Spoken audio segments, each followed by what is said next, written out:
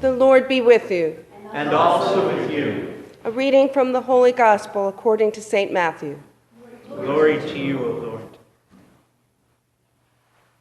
As Jesus passed by, 2 blind men followed him, crying out, "Son of David, have pity on me." Have pity on us. When he entered the house, the blind men approached him, and Jesus said to them, "Do you believe that I can do this?" "Yes, Lord," they said to him. Then he touched their eyes and said, "Let it be done for you according to your faith."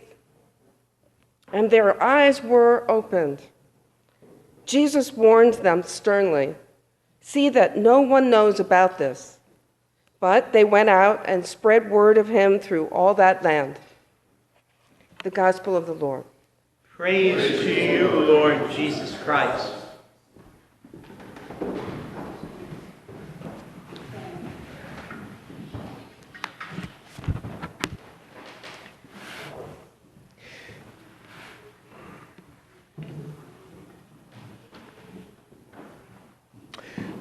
So one of my favorite Clint Eastwood movies is a 1980 film in which he plays a cowboy. The name of the film is Bronco Billy, and he plays against type. You can still see it on late-night TV every once in a while.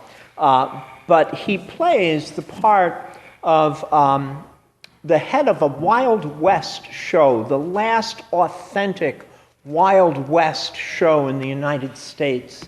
And there's horse roping, and there's riding tricks and shooting tricks and so forth. The only trouble is that it's all taking place in the middle of Middle America in the 1970s in the midst of a Great Recession. And there are several different adventures that he has with his crew that are all cowboys in the Wild West show. There's kind of a ringleader. It's almost like a small-scale circus. And he partners up with the actress Sandra Locke, who plays the part of a disinherited heiress who ends up hard on her times and picks up a temporary job with the Wild West show as they travel throughout the Midwest. Bronco Billy always ends every Wild West show by telling the little partners out there to always eat their oatmeal, to say their prayers at night, to always obey their mother and father because they know best, and to always tell the truth. And the woman who plays opposite him just can't believe the cornball. And nevertheless, Bronco Billy is convinced that he is the last true cowboy of the Old West. In one of the great scenes when they are completely down on their luck and they're completely out of money and the tent that they have has burned down and they've lost everything except their horses and some of their costumes and stuff, and the rest of the Wild West hands are blaming the newcomer, this disinherited heiress, as the reason for all their bad luck. Bronco Billy says, "What's wrong with you? Don't you know we have to do what real cowboys do?" And they say, "What's that?" And he says, "Rob a train." So they're out in the middle of Nebraska somewhere on horseback with a convertible Oldsmobile and a couple of horses, and sure enough, a big passenger, a big Amtrak goes plowing through.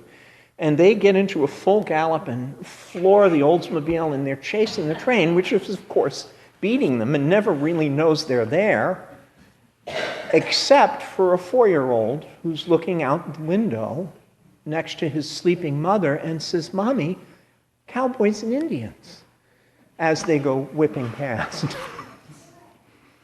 I thought of that as I was thinking about Father Skip, because one of the morals of the movie is that you can be whoever you want to be. You can be whoever you want to be, and if you're true to that, you can be a vessel of goodness, a vessel of hope, and a vessel of the divine for those who come in contact with you. Many of you knew Father Skip much longer and knew him a lot better than I did. But I certainly knew two things about him. One of them is that he was perhaps one of the greatest fans of our community here, St. Charles of Brazil. And he talked a lot about how much this place meant to him and how glad he was that he had found his way here. The other thing that I know about Father Skip is Father Skip had more costumes and more hats than Carter has little liver pills. There were just dozens of them. There was a state police chaplain. There was the chaplain to the Sons of the American Legion. There was independent Catholic priest. There was a Franciscan friar, and all of those things. And in each and every one of those roles, each and every last one of them, were about helping people who were in the midst of really hard times. At his funeral, one of the things that really struck me was how all kinds of people who clearly had experience living on the margins knew Father Skip and came out and had a connection to him even though they were connected to nothing else. They were connected to him. And for them, he was the voice of God. That's quite a thing to get one's head around, and it sort of shows that God not only does not play favorites, God does not draw lines where we draw the lines for the marginal people, and God can use anyone and anything as God's instrument. You can be anything you want to be. And if you give yourself permission to follow that, and permission to have that, and permission to celebrate it, even when the people around you may find it, like Bronco Billy, just kind of corny. That doesn't mean that you're not, in some way, a very precious vessel of God's love and God's hope in a world that sorely needs it. I want to give an opportunity to anyone else who would like to say a few words about Father Skip. I would like to give you an opportunity to do that now. I would suggest that you can stand in place and do that. We have great acoustics here, so we should be able to hear you. So if you would like to speak in Father Skip's memory, we'd be happy to hear that now. And if not, we can have a few minutes of silence before we pray.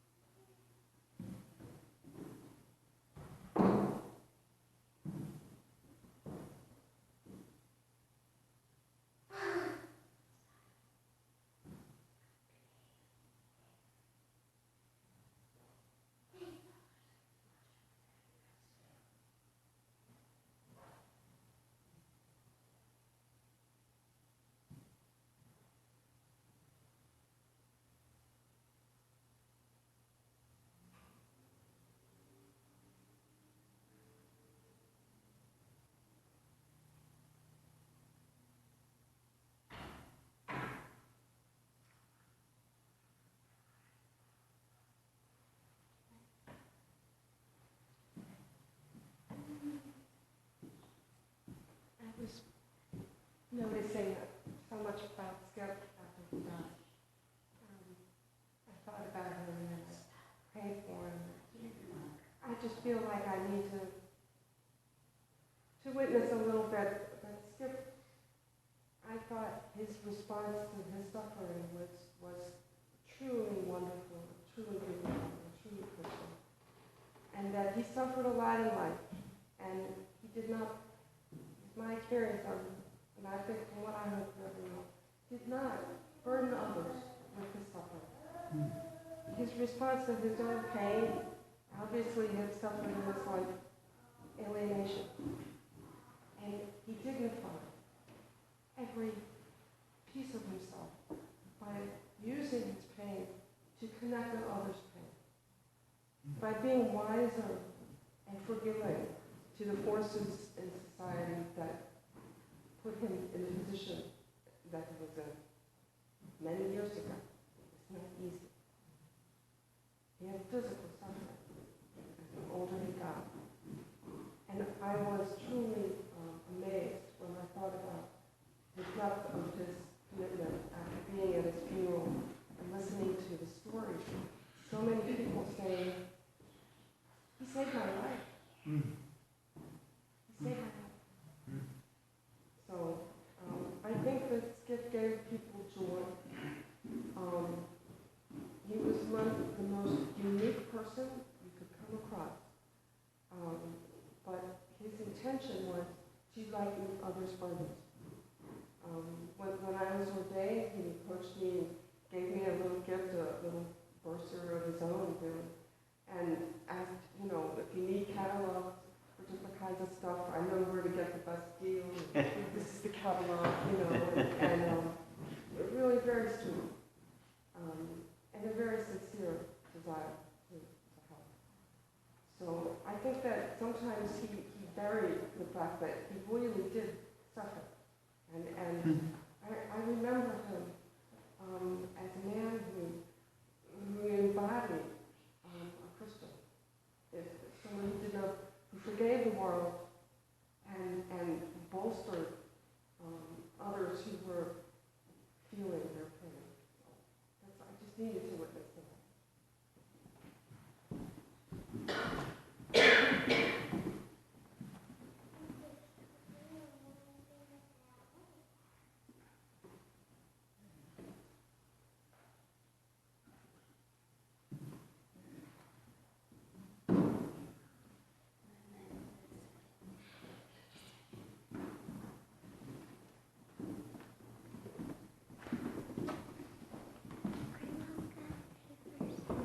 My family and Ed and I have known Skip for probably, it feels like forever, even though it's really about 30 years or so.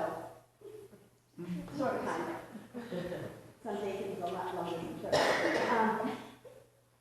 You always enjoyed being with Skip, no matter what you were doing, whether it was at Mass, and he'd say, wait a second, before we start, he'd run back to the sacristy, because he remembered to buy Ed batteries for his hearing aids, and maybe he'd hear the joke that he started the homily with. Maybe. Which he still didn't hear the joke when he started the homily. We always enjoyed working together. A group of my churches, all of us were at an event for Greenwich, and we always seemed to get into things we shouldn't really be doing.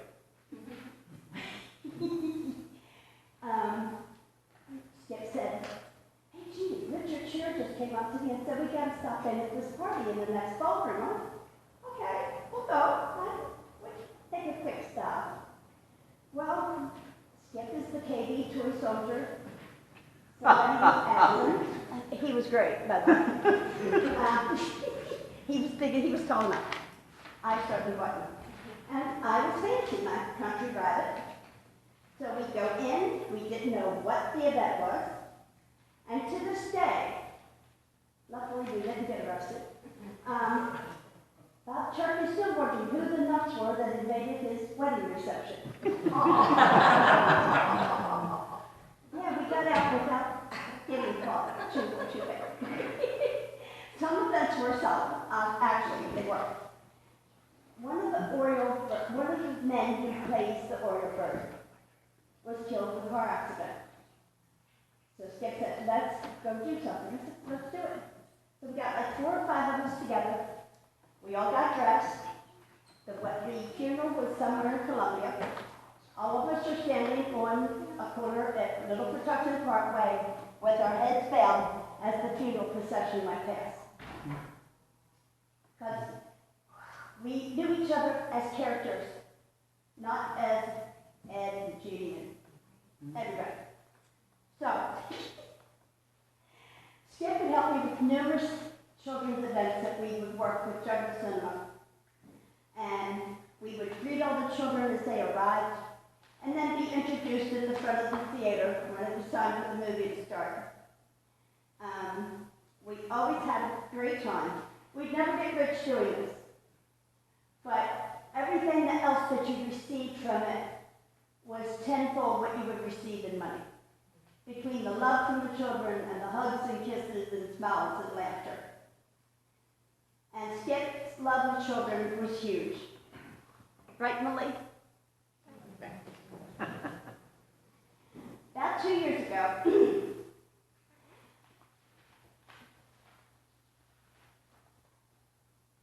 Skip invited us to go to church, to Mass. I went, okay, we'll go because you're asking me to.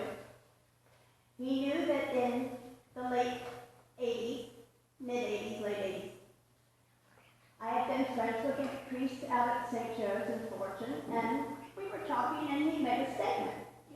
And I looked at the priest, and I said, what did you just say?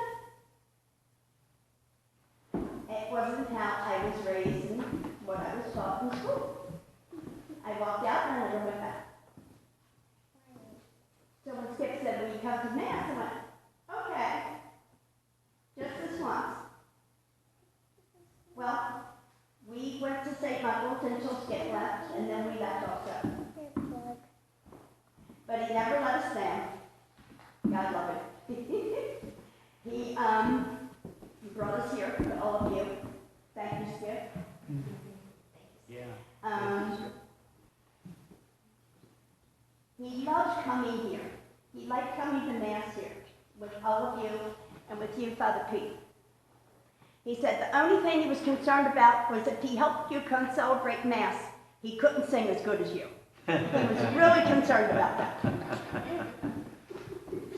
And so I said, no, you're going to do it great. Don't worry about it. Father Pete will let you get away with it. And he's given me a lot of gifts. He did our 50th anniversary, which was beautiful. He did a beautiful Mass. Everybody raved over it. And he was suffocating the whole time we were there. It decided to get sunny right when the Mass started. And he's given us a lot. Beautiful friendship, lots of love. And he gave me my faith back. I'm Thank over you. here now. Get over here, Phil.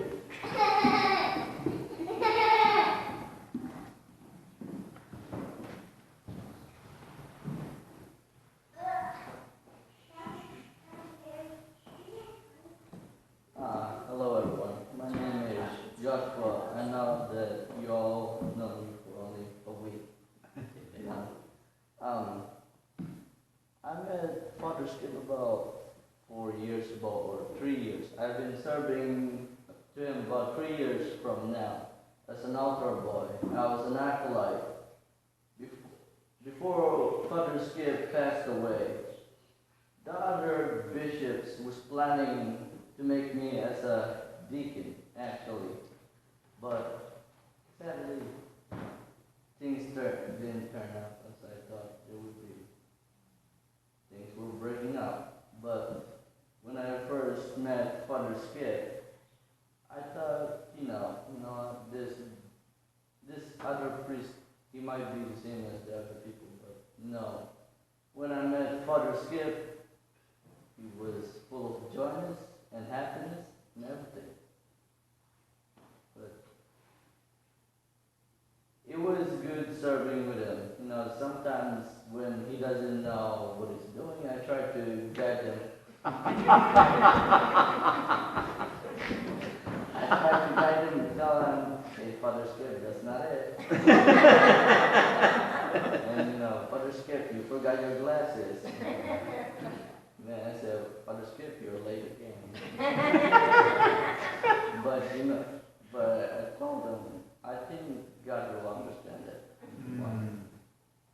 But it was really good. But before I met Father Skip, the people who I served with was Bishop Joe, Father Mark, Russell, and Jerry, and Mr. Kinnard. And I remember before the Mass started, when we always see each other when we're at the front, he'd say, "Hey Joshua, can you cook the French toast again?" He always reminded me that, and it was nice to hear. And the last time he saw my cooking when I posted on Facebook was before he died. That was the last day he saw. But it was great to meet Father Skip, and also I know you were disappointed, Father Skip, that I didn't have a chance to go moving with you. I apologize for that if you're listening.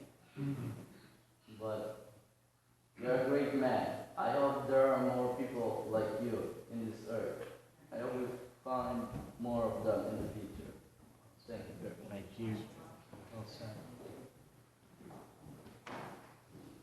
I'm not a very good public speaker, but I feel like I should say something.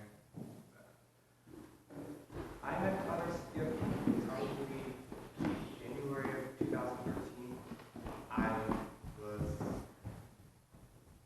sitting in my apartment and I was like, well, Jerry's back home, so maybe I should go to church. It's Christmas. Maybe it's time to go. It's the end of January.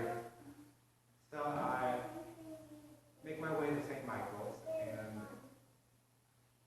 Father Skip just welcomed me with open arms. He had this light about him that it just shone. He was one of those people that, he just always embraced you, no matter where you were in life, no matter what you've done, no matter what you believed in. He was always there to welcome you with open arms, no judgments, no condemnation, and I thought that was pretty remarkable. So I went to St. Michael's and okay, I'll go back. Off and on, I went back, and as I got to know Skip, I was like, wow, the world isn't such a horrible, awful place that we thought it was. I mean, there are really, truly good people out there. We truly care about other people, no matter where they're from, no matter what they believe in, no matter who they are. And I thought that was just remarkable. I never met anyone like him. And, he was always happy. Like, no matter what he was dealing with, and he would, talk about some of the things he was dealing with, and, it never got him down. And I thought that was pretty amazing. And the things that he dealt with were pretty difficult, both health-wise and, in his own life. And no matter what he was dealing with, he always put people first. And he always put others first. Almost to a fault. I love you, Skip. But he did. He put others before himself. And I will always be grateful for that. I'll always be grateful for the love that he showed me, the love that he's shown so many other people. And I will miss him dearly.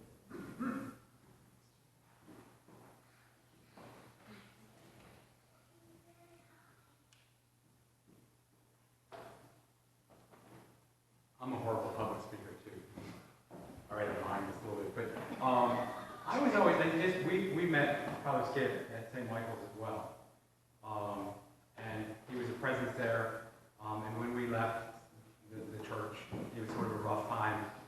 But I was always struck with how Father Skip was sort of always everywhere. You know, we went to church, we saw him at church, and then we went to Home Depot. At that time, he was working at Home Depot down the street.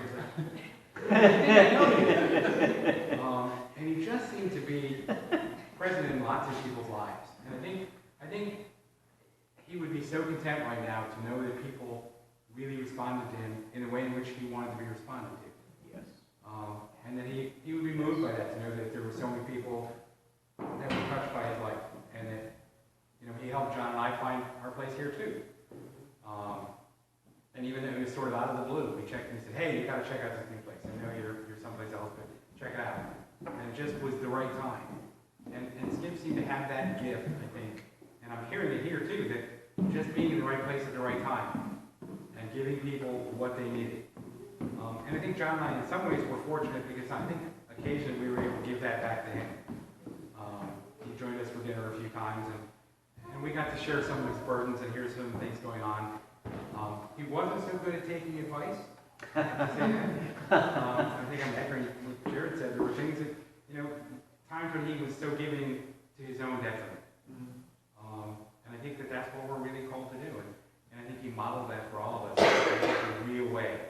Because Ruth and I always talk about, you know, we are a group of characters here. And Skip was certainly chief among that. And I think he would wear that proudly. Yes. You know, and so I hope that his karaoke machine had lived on somewhere, because I think that has helped a lot of folks, and it was a connection that people could have, a way that he could really show people that there's still a lot of joy, and meet people through music, even though of course he doesn't sing as well. So I think remembering we can be sad to lose Skip, but I think we need to remember the joy of knowing Skip. And that I have absolutely no doubt that Skip is listening quite intently at this moment. Because he seemed to always, that was the other thing, he knew everyone. There wasn't a person he didn't know. He would go to Skip and he'd say, oh yeah, I'm involved, how do I do this? And I'm like, do you sleep? And the truth is, I don't think he did.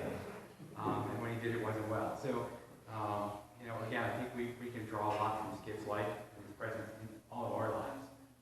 And so I'm grateful to Skip for so much, and in particular this community.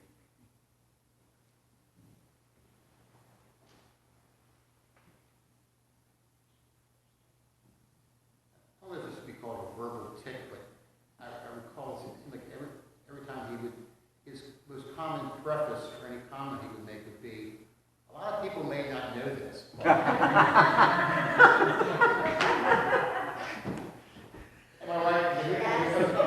I've never heard him say that. And I have to say that he would say that, and what he would say is, I didn't know that, which was kind of neat and interesting. So I guess I would say, because he was involved in so many things that I was unaware of. You know, just wasn't conscious of it. He brought so many different, you know, in the short time I knew him, so many different issues and things that were going on that, you know, I may have just maybe knew about it or was apathetic about it, or, you know, just never thought about it. But he would bring up these issues and things that were going on. Talk about things that he was doing or whatever. But it would always be that, you may not know this, but, and I have to admit, I didn't know that. You know, so it was always an education, I think, to hear him talk. And I think, and maybe in a way of his way of getting your attention, because after a while you thought, okay, I better listen because I am listening. That's what I remember about him. He got it.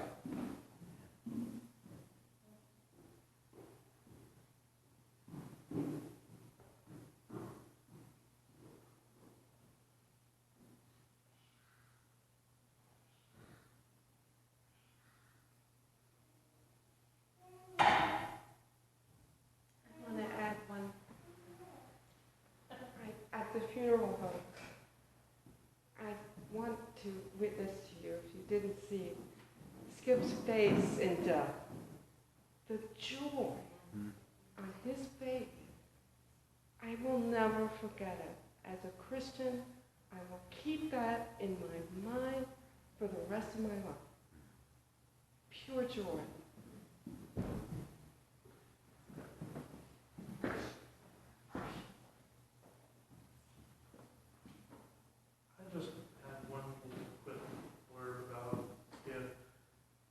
people were talking about his joy, how he worked for so many other people.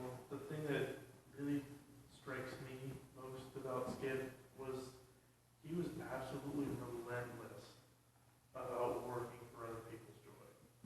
I mean, just to try and be involved. Because he would call us repeatedly, just trying to be like, hey, I'm saying mass, I'm doing this, you should come, you should come, you should do these, you should do these things. And there wasn't a stop button for him. There was only fast forward, like, as fast as possible. There was no, like, normal, regular gear for him. It was always go, go, go, go, go. And just that energy, that kind of relentless effort to try and work towards the joy of other people is just, and just connecting. And it wasn't necessarily always, a superficial connection. He really wanted to be, hey, I want to spend time with you. I want you to come and join me so I can strengthen these connections. I want to build community because I want you to not really be in community with me. I want you to meet all the people who are also going to be there. And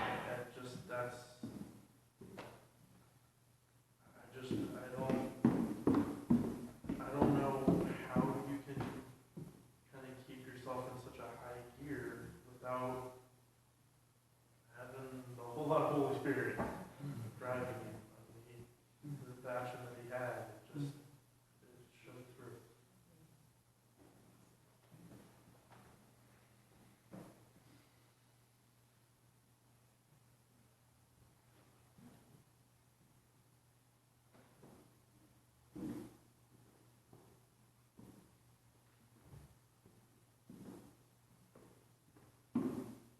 I guess something that occurs to me, sorry, I hate talking about it so much, is that I think if Skip could leave one legacy for us, it would be that we go forth and sort of do what he did.